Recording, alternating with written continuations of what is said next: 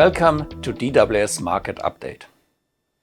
For months, markets have been discussing at length when the US Federal Reserve would start cutting interest rates. No less than 5 G10 central banks had already cut rates ahead of the Fed. When it became clear in late summer that the US central bankers would now follow their colleagues, the market discussion shifted. The question now was what typically happens after the first rate cut. One key element in this discussion is the yield curve. In anticipation of interest rate cuts, yields on short-dated bonds have fallen.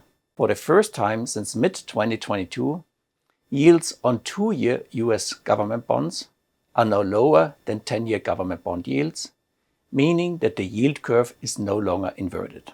In some cases in the past, such a development has been followed by a recession in the United States. So, should we be preparing for a US recession now? We don't think so.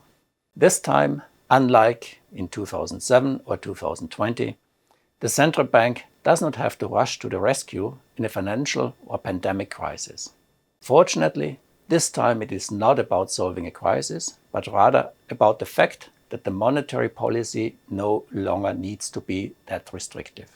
Inflation rates have fallen again, and the risk that the rise in inflation in 2021 and 2022 might trigger an inflationary spiral appears to have been averted. This means, in our opinion, that the central banks can slowly start to reduce the degree of monetary restriction again. For investors, it means that falling interest rates and bond yields could lead to price gains for fixed income securities. Looking at equities, as long as interest rates went up, this was a significant headwind. This drag should now diminish. That's it for today. Thanks for watching and goodbye.